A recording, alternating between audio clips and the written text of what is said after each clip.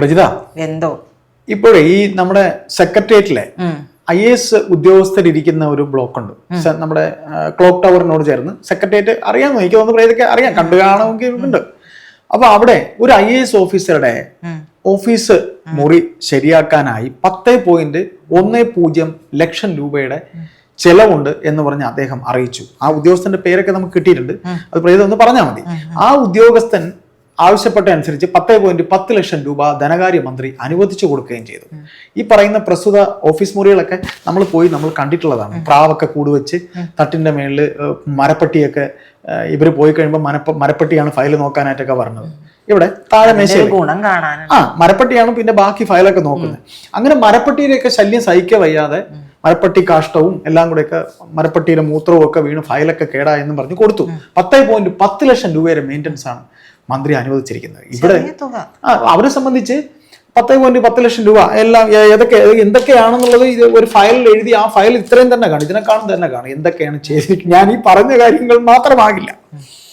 അപ്പോ ഈ 10.10 ലക്ഷം രൂപ അനുവദിച്ചിട്ടുണ്ട്. ഇവിടെ തൊട്ടപ്പുറത്ത് ഈ കാണുന്ന ബിൽഡിങ്ങിൽ നിന്നിങ്ങനെ നോക്കിയാൽ ഫ്രണ്ടിൽ കാണുന്ന റോഡിൽ ആ കാണുന്ന കമ്പിവേലിക്ക് സമീപം 50 ദിവസം 60 ദിവസം വരെ ആയിട്ട് ആശാവർക്കർമാർ സമരം കിടക്കുകയാണ്. ആ ഈങ്കുലാവ് വിളിയും ആ പാവങ്ങൾ അവിടെ ഇരുന്ന് പിന്നെ ഓരോന്ന് രോദനവും ഒക്കെ കേട്ടിട്ടും അവർക്കൊരു 250 രൂപയാണ് കൊടുക്കുന്നത്. വലിയ കാര്യം എന്ന് പറയുന്നത് ഒരു ദിവസത്തെ ശമ്പളം 250 രൂപ, അതിലൊരു 10 രൂപ 100 രൂപ കൂട്ടിക്കൊടുക്കാമെന്ന് ഈ നിമിഷം വരെ പറയാത്ത സർക്കാർ ഇപ്പൊ ഇതൊക്കെ കൊടുത്തിട്ടുണ്ട്. എന്താ ഇത് നമ്മൾ വായിച്ചെന്നോ കണ്ട് എന്താ ഇതിൽ പറയാനുള്ളത്? ചേട്ടാ, വിശാല മനസ്സ് നമ്മളത് കാണാതെ പോകരുത്. സർക്കാരിന്റെയും വിശാല മനസ്സ്. കാരണം അവരുടെ ആളുകൾക്കെല്ലാം അവർ വിശാലമായിട്ട്, നമ്മൾ ഇന്നലെ സംസാരിച്ചു, KM എബ്രഹാമിന് 10% വീണ്ടും ശമ്പളം കൂട്ടി 4 ലക്ഷം രൂപയാക്കിയിട്ടുണ്ട്. ഇപ്പൊ അത് തികച്ചു. റൗണ്ട് ചെയ്യേണ്ടത് മുഖ്യന്റെയും എബ്രഹാമിന്റെയും ആവശ്യമാണ്, സർക്കാരിന്റെ ആവശ്യമാണ്, മുഖ്യന്റെ ആവശ്യമാണ് പ്രധാനമായിട്ട്. നമ്മളത് എന്താ മറന്നു പോകരുത്. പിന്നെ ഈ പറഞ്ഞതുപോലെ ഈ പറയുന്ന ആശാവർക്കർമാര് അവരവിടെ ജോലി ചെയ്യുന്ന ഇനി കൊടയ്ക്ക് കൂടെ ആരെങ്കിലും ഉമ്മ കൊടുക്കാൻ കൂടി വരുമോ എന്നൊക്കെ കരുതിയിട്ടായിരിക്കാം എന്ന് വേണമെങ്കിലും നമുക്ക് പറയാം. കാരണം അങ്ങനെയാണല്ലോ സർക്കാരിന്റെ ചില ഈർക്കിൽ പാർട്ടികൾ നേതാക്കൾ പറഞ്ഞിട്ടുള്ളത്. അപ്പൊ അങ്ങനെ അവരെ പുച്ഛിച്ചിട്ടുണ്ട്. അപ്പൊ ആ പുച്ഛം നമ്മൾ കാണാതെ പോകരുത്. അവരെ പുച്ഛിക്കുന്നുണ്ടെങ്കിൽ അതിൽ കാരണം ഉണ്ടാകുമെന്നാണ് നമ്മൾ പ്രബുദ്ധരായ നമ്മൾ മനസ്സിലാക്കേണ്ട കാര്യം. പിന്നെ ഈ 10 ലക്ഷം രൂപ എന്ന് പറയുന്നത് അതിൽ വലിയ പ്രാധാന്യം കാണേണ്ടതുണ്ടോ എന്നുള്ളത് കൂടിയുണ്ട്. കാരണം അവരുടെ കണ്ണാടി വാങ്ങാൻ, പഴംപൊരി വാങ്ങിയതിന്, ചായ കുടിച്ചതിനൊക്കെ, ഗസ്റ്റ് വരുമ്പോ ചായ അതിന് വരെ ഫണ്ട് എഴുതിയെടുക്കുന്നതാണ് നമ്മുടെ ഇടതുപക്ഷ സർക്കാരിന്റെ ഒരു സമീപനം. അല്ല, അത് ഇടതുപക്ഷ സർക്കാരെന്നല്ല, ഉദ്യോഗസ്ഥരെല്ലാം അങ്ങനെയാണ്. ഡെപ്യൂട്ടി സെക്രട്ടറി മുതൽ അതല്ല, ഇടതുപക്ഷം എന്ന് പറയുമ്പോൾ അങ്ങനെയല്ല, മാതൃകയാകേണ്ട ശരിപക്ഷമാണ്, ഹൃദയപക്ഷമാണ്. അപ്പോ ഞാൻ പറയാൻ വന്നത് മറ്റൊരു കാര്യം കൂടി ചേട്ടൻ പറയാൻ വിട്ടുപോയതാണോ ഓർക്കാതാണ് എന്തോ. ഈ 10 ലക്ഷം എന്ന് പറഞ്ഞു, ആശാ വർക്കർമാരുടെ കാര്യം നമ്മൾ പറഞ്ഞു. അതിൽ പറയേണ്ട മറ്റൊരു കാര്യം, മുടങ്ങിക്കിടക്കുന്ന ഒരു പദ്ധതിയുണ്ട്, ലൈഫ് മിഷൻ. ആ ലൈഫ് മിഷനിൽ ഒരാൾക്ക് വീട് പണിയാനായിട്ട് 4 ലക്ഷം രൂപ മാത്രമാണ് അനുവദിക്കുന്നത്. തീർച്ചയായിട്ടും 4 ലക്ഷം രൂപയ്ക്ക് എങ്ങനെ ഒരു വീട് പണി? തീർച്ചയായിട്ടും പദ്ധതി മുടങ്ങിക്കിടക്കുകയാണ്. അതിലും കൊള്ളയും. അല്ല പ്രജിത, അത് പറയുമ്പോ 4 ലക്ഷത്തിന് എങ്ങനെ വീട് പണിയെന്ന് വെച്ചാൽ സത്യമാണ് ആ കാര്യം. ഞാനൊരു കൊച്ചു വീട് പണിതിട്ടുള്ള ഒരാളാണ്. 3 ലക്ഷം രൂപയാണ് എനിക്ക് സഹകരണ ബാങ്കിൽ നിന്ന് കിട്ടിയത്. എന്റെ വീട് പണി തീർന്നപ്പോഴത്തേക്ക് അന്ന് 2007 7.5 ലക്ഷം രൂപ എങ്ങോട്ടാണ് അന്ന് എന്റെ വീട് പണി. ഞാനൊരു ചെറിയ വീടാണ് വെച്ചത്. ആ വീടിന് 7.5 ലക്ഷം രൂപ 8 ലക്ഷം രൂപയാണ് എന്റെ കയ്യിൽ നിന്ന് ചെലവായത്. ആകെ കിട്ടിയത് 3 ലക്ഷമാണ്. ഈ 4 ലക്ഷം കൊടുക്കുന്ന ഒരു വലിയ കാര്യമാണെന്ന് സർക്കാർ പറയുന്നു. ആ ലൈഫ് മിഷൻ മുടങ്ങിക്കിടക്കുന്നു. എത്ര പേര് ക്യൂവിലുണ്ട്? അതൊന്നും 9 ലക്ഷം പേര് ക്യൂവിലുണ്ട്. അപ്പൊ അതൊന്ന് പറയൂ, ബാക്കി 9 ലക്ഷം 4 ലക്ഷത്തിന്റെ കണക്ക് പറഞ്ഞുകൊണ്ടാണ് ഞാനത് പറഞ്ഞത്. അല്ല ഏട്ടാ, അത് പറയണമല്ലോ. ഒരു വീട് പണിയണം. ഇപ്പൊ പലതരത്തിലുള്ള ടെക്നോളജി വന്നിട്ടില്ലേ എന്നൊക്കെ നോക്കാം. പക്ഷെ പല സ്ഥലങ്ങളിലും പലതരത്തിലുമുള്ള അഴിമതികൾ നടന്നതിന്റെ വിവരങ്ങളും കൂടി അന്വേഷണമായിട്ട് വരുന്നുണ്ട്.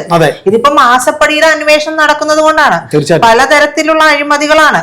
തൃശ്ശൂർ കേന്ദ്രീകരിച്ച് വന്ന ആരോപണമൊന്നും ഇവിടെ ആരും മറന്നിട്ടില്ല എന്നുള്ളത് ചിന്തിക്കേണ്ടതുണ്ട്. അപ്പോ ആ തരത്തിലുള്ള കാര്യങ്ങൾ കൂടി നിൽക്കുകയാണ്. 4 ലക്ഷം രൂപ മാത്രമാണ് കിട്ടുന്നത്.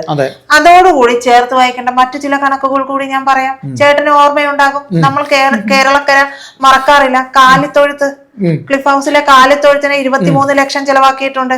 ചാണകക്കുഴിക്ക് 4,40,000 ചെലവാക്കിയിട്ടുണ്ട്. ക്ലിഫ് ഹൗസ് നവീകരണത്തിന് ഈ 3 വർഷമൊക്കെ കൂടി 1,80,00,000 രൂപ ചെലവാക്കിയിട്ടുണ്ട്. ലിഫ്റ്റ് തയ്യാറാക്കിയതിന് 17 ലക്ഷം രൂപ ചെലവാക്കിയിട്ടുണ്ട്.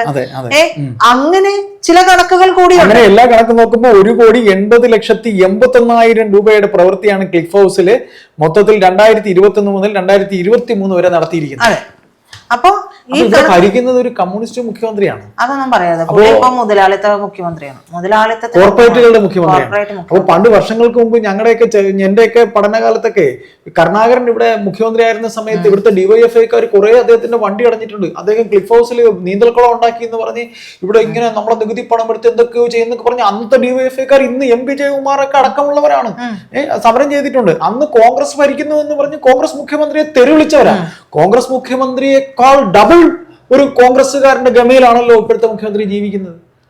43 അകമ്പടി വാഹനങ്ങളുടെ ഇടയിലൂടെ അതാ ചീറിപ്പാഞ്ഞു വരുന്നു നമ്മുടെ കേരളക്കരയുടെ ധൃതംഗ പുളകിതനായ രോമാഞ്ചം വന്നു. എനിക്ക് വയ്യ, ചേട്ടനെ കൊണ്ട് ഞാൻ തോക്കും. ചേട്ടാ, ഈ പറയുന്നതൊക്കെ നമ്മൾ ഇതൊക്കെ പറയുമ്പോഴും അടിസ്ഥാന വർഗ പാർട്ടി എന്നൊക്കെ പറഞ്ഞിട്ടാണ് എന്റെ ചെറുപ്പത്തിലൊക്കെ ഞാൻ കേട്ടിട്ടുള്ളത് ഇങ്ങനെയാണ്. പക്ഷെ എന്തുമായിക്കോട്ടെ, ഏത് ആളുകൾ ഭരിച്ചാലും, എന്റെ വീട്ടിലൊക്കെ പറയും, ഏതൊരു പാർട്ടി ഭരിച്ചാലും അവർക്ക് അവരുടേതായ ചില ലാഭക്കണക്കുകൾ ഉണ്ടാക്കാൻ, ലാഭം ഉണ്ടാക്കാൻ അവർ ശ്രമിക്കുമെന്ന് പറയും. പക്ഷെ ആരും പ്രതീക്ഷിക്കാത്ത അത്ര ലാഭമാണ് ഈ ഒരു 2 ടേം ഭരണത്തിലൂടെ ഈ LDF ഭരണകൂടം ഉണ്ടാക്കിയിട്ടുള്ളത്. അവരുടെ ഏതെങ്കിലും ഒരു ഉദ്യോഗസ്ഥന്, അവരുടെ ഏതെങ്കിലും ഒരു ആവശ്യക്കാരന് ഏതെങ്കിലും ഒരു തരത്തിൽ പണം ലഭിക്കാതെ പോയിട്ടുണ്ടോ? ഈ സാധാരണക്കാരന്റെ സകല കാര്യങ്ങളും മുടങ്ങിക്കിടക്കുകയല്ലേ. ഈ 4 ലക്ഷം രൂപയുടെ കണക്ക് പറഞ്ഞു. മണലിന്, ഈ സിമന്റിന്, അതുമായി ബന്ധപ്പെട്ടിട്ടുള്ള കാര്യങ്ങൾക്ക് ബാങ്കിൽ വില്ലേജുമായിട്ടൊക്കെ ബന്ധപ്പെട്ട് പോകണമെങ്കിൽ അതിന്റെയൊക്കെ സ്റ്റാമ്പ് ഡ്യൂട്ടി ഉൾപ്പെടെ കൂട്ടിയിട്ടില്ലേ? ഇതെല്ലാം കൂട്ടിയിട്ടിട്ട് 4 ലക്ഷം രൂപ ഒരുത്തന്റെ കയ്യിലേക്ക് വെച്ചു കൊടുത്താൽ ഇന്നാ നിങ്ങൾ പണിതോ എന്ന് പറഞ്ഞാൽ ഒരു സാധാരണക്കാരൻ എങ്ങനെ പണിയും? പലരും ഇത്തരത്തിലുള്ള വീടുകൾക്ക് പണിതിട്ടുണ്ടെങ്കിൽ അതിനൊക്കെ കേടുപാടുകളും ഉണ്ടായിട്ടുണ്ട്. കേടുപാടുകൾ മാത്രമല്ല, കംപ്ലീറ്റ് ആകാൻ പറ്റില്ല. എങ്ങനെ കംപ്ലീറ്റ് ആവും? ഒരു വീട് പൂർണ്ണമായ ഒരു വീട് കംപ്ലീറ്റ് ആവണമെങ്കിൽ ചാണകം മുഴുകോ തറയിൽ? ഒരു അടുക്കള സെറ്റ് ചെയ്യണ്ടേ? അത് ഞാൻ പറഞ്ഞില്ലേ, 4 ലക്ഷം രൂപയൊക്കെ ചെയ്യാൻ പറഞ്ഞ എത്ര മുറി, എങ്ങനെ കോൺക്രീറ്റ്? അതായത് ഞാൻ കഴിഞ്ഞിടക്ക് കണ്ട ഒരു കോമഡിയിൽ, സ്റ്റാൻഡപ്പ് കൊമേഡിയൻ ഷോയിൽ പറയാണ്, ബാങ്കിൽ പോയി ലോണിന് കൊടുത്തു, വീട് പണിയാണ് ലക്ഷ്യം. അപ്പൊ അവർ പറഞ്ഞു പ്ലാൻ വരച്ചു കൊണ്ടുവരണം, അതൊക്കെ ചെയ്യണമല്ലോ, അതൊക്കെ സബ്മിറ്റ് ചെയ്തു. അങ്ങനെ സബ്മിറ്റ് ചെയ്ത് ഇതെല്ലാം കഴിഞ്ഞ്, അതായത് വീട് എന്ന് പറയുന്നത് നമ്മുടെ ഒരു സ്വർഗമാണ്. നമ്മൾ പ്രതീക്ഷിക്കുന്നത്, നമ്മൾ പണിതെടുക്കുന്നതാണ് വീട്. അങ്ങനെ നമ്മുടെ ഒരു ആഗ്രഹപ്രകാരം അവരുടെ ഒരു ലോൺ അപേക്ഷിക്കുന്നു, സ്കെച്ചും എല്ലാം കൊടുക്കുന്നു. ഇതെല്ലാം കൊടുത്ത് പണിത് വന്നു കഴിഞ്ഞപ്പോൾ അവര് പറയാണ്, പണിതത് ആ ബാങ്കിൽ ഇരിക്കുന്ന മാനേജറുടെ മനസ്സിലുള്ള തരത്തിലുള്ള ഒരു ചെറിയ വീടാണ്. അതിനകത്ത് ഞാൻ കയറി കിടക്കാൻ പോലും സ്ഥലമില്ല. ഞങ്ങളുടെ വീട്ടിലെ കോഴിക്ക് കിടക്കാനുള്ള സ്ഥലം അതിനകത്തുണ്ടോന്ന് അറിയില്ല. അതായത് ഒരിക്കലും പണിയുന്നത് ഒരാളുടെ സ്വപ്ന ഭവനമല്ല, പണിയുന്നത് മറ്റൊരാൾ തരുന്നതിന്റെ ഔദാര്യത്തിൽ പണിയുന്നതാണ്. ശരിയാണ്, ഒരു സർക്കാർ, ഒരു ഇടതുപക്ഷ സർക്കാർ ഒരു ഔദാര്യം എന്ന രീതിയിൽ പോലും ഇങ്ങനെ ചെയ്യാൻ പാടില്ല. ഇപ്പോ പറയുന്നുണ്ട് പെൻഷൻ. ആദ്യം പറഞ്ഞു ഇത് നിങ്ങളുടെ അവകാശമാണ് എന്ന് പറഞ്ഞ് ഭരണത്തിൽ കയറിയതാണ്. ഇപ്പോൾ പറയുന്നു, സുപ്രീം കോടതിയിൽ ഉൾപ്പെടെ പോകുമ്പോൾ പറയുന്നു അത് ഔദാര്യമാണെന്ന്. എങ്ങനെയാണ് ഒരു ഇടതുപക്ഷ സർക്കാരിന് ഇത്തരത്തിൽ മാറി ചിന്തിക്കാൻ കഴിയുന്നത്? അതൊന്നും പറയണ്ട. ഇടതുപക്ഷ സർക്കാരിന് മാറി ചിന്തിക്കാൻ കഴിയുന്നത് മുക്കിന് കള്ള് ഷാപ്പ് വരാൻ പോകുന്നു. കള്ള് മറ്റേ ദേശീയ പാനീയമാണെന്ന് പറഞ്ഞ് പറഞ്ഞപ്പോഴാ ഞാൻ ഇന്നൊരു കാർട്ടൂൺ കണ്ടു. ഞാൻ കാണിച്ചു തരാം. ആ കാർട്ടൂൺ കണ്ടു. ആ കാർട്ടൂണിൽ നല്ലൊരു വരിയുണ്ട്, ഞാൻ പാടാൻ കേട്ടോ. കള്ളോളം നല്ലൊരു വസ്തു ഭൂലോകത്തിൽ ഇല്ലടി നാണി, എള്ളോളം ഉള്ളിൽ ചെന്നാൽ ഭൂലോകം തരികിട തിത്തൈ. രാജേഷ പാടുന്നത്. അതെ, കുറിക്ക് കൊള്ളുന്നുണ്ട്. അപ്പൊ നമ്മൾ പറഞ്ഞു വന്നത് ഈ പറഞ്ഞതുപോലെ IAS ഉദ്യോഗസ്ഥന്റെ റൂമിലാണ് നമ്മൾ തുടങ്ങിയത്. അതെ, IAS ഉദ്യോഗസ്ഥന്റെ റൂമിൽ തുടങ്ങിയ നവീകരണത്തിന് 10.10 ലക്ഷം രൂപ. അതെ സാർ, ഞങ്ങൾക്കൊരു 100 രൂപയെങ്കിലും കൂട്ടിത്തരണം എന്ന് പറഞ്ഞുകൊണ്ട് തൊട്ടു മുന്നിൽ കിടക്കുന്ന ആയമാർ, അല്ലെ, ലൈഫ് മിഷൻ പദ്ധതിയിൽ പിന്നെ 4 ലക്ഷം രൂപ കാത്തു കിടക്കുന്ന 9 ലക്ഷം പേര് അത് മുടങ്ങിക്കിടക്കുകയാണ്. ഫണ്ടില്ല. ഫണ്ടില്ലാതെ വന്നതിന്റെ പല കാര്യങ്ങളും അറിയാമല്ലോ. സ്വപ്ന സുരേഷിന്റെ കേസുമായി ബന്ധപ്പെട്ടിട്ട് അവിടെ നിന്ന് ദുബായ് കമ്പനിയൊക്കെ വന്ന് നടത്തിയ പല ഡീലുകളും ഒക്കെ അവിടെ ബ്ലോക്കായി കിടക്കുകയാണ്. ആ ബ്ലോക്കായി കിടക്കുന്നത് കൊണ്ടാണ് ഇപ്പം മുടങ്ങിക്കിടക്കുന്നത്. ഒരുപാട് പേരാണ് ഇതെങ്കിൽ ഇത് ഒരു വാതിലും ഒരു മുറിയും ഉണ്ടെങ്കിൽ എങ്ങനെയെങ്കിലും അതിലെങ്കിലും കയറി കിടക്കാമല്ലോ എന്ന് കരുതി. അല്ലെങ്കിൽ നിങ്ങൾ ഇതിന് പറഞ്ഞ് ഇറങ്ങേണ്ടില്ലായിരുന്നു, മോഹിപ്പിക്കേണ്ട കാര്യം ഉണ്ടായിരുന്നില്ല സാധാരണ. അതുണ്ടായിരുന്നില്ല. ഏതായാലും ഉറങ്ങിക്കിടന്നവനെ വിളിച്ചുണർത്തി എന്നിട്ട് അന്നമില്ലെന്ന് പറയുന്ന ഒരു അവസ്ഥയിലാണ് ഇപ്പൊ പൊയ്ക്കൊണ്ടിരിക്കുന്നത്.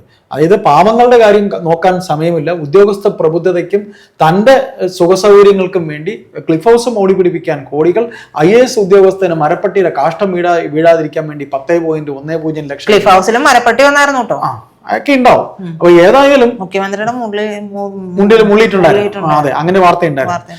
ഏതായാലും തന്റെ ഇരിപ്പിടം നമ്മൾ പറഞ്ഞ പോലെ തന്റെ മറ്റേ ശ്രീനിവാസന്റെ സിനിമയിൽ പറഞ്ഞ പോലെ എന്റെ മുഖം എന്റെ, അല്ലെ, അങ്ങനെ എല്ലായിടത്തും ഞാൻ അതെ, ഫുൾ ഫിഗർ, എന്റെ തല എന്റെ, അതെ, അങ്ങനെ ഇപ്പോൾ എല്ലാം ഞാൻ മാത്രമായി സാധാരണക്കാരന്റെ സർക്കാർ എന്ന പേര് എന്തായാലും അനുഭവിക്കുക നമ്മുടെ വിധി എന്ന്. അടുത്ത തവണയും കുത്താനുള്ള മലയാളിക്കുണ്ടാവും. അതെ, അടുത്ത തവണയും ക്യൂ നിന്ന് പോയി ഇപ്പൊ അപ്പോഴ് ചെയ്യുന്ന ഒരു ആനുകൂല്യത്തിന്റെ പേരിൽ കുത്തി കൊടുക്കും. ഇപ്പം ഇനിയിപ്പോ 2800 പ്രബുദ്ധതയാണ്, നമ്മളത് കളിയാക്കാൻ പാടില്ല. ഇനിയിപ്പോ 1800 എന്ന് പറഞ്ഞാൽ 3600 ആക്കി കൊടുക്കാൻ പോവാ. അപ്പം പിന്നെ നാടുതോറും കള്ള് ഷാപ്പ് വരുന്നുണ്ട്, കുടിച്ച് അർമാദിക്കാം. ഈ പറയുന്ന പോലെ കേറി കഴിഞ്ഞ് ഇതുപോലെ ഇടക്ക് മുടങ്ങും, ഇടക്ക് വായില് അപ്പക്കഷ്ണം ഇട്ട് കൊടുക്കണ പോലെ ഇടക്ക് ഇട്ട് കൊടുക്കും, അടങ്ങും.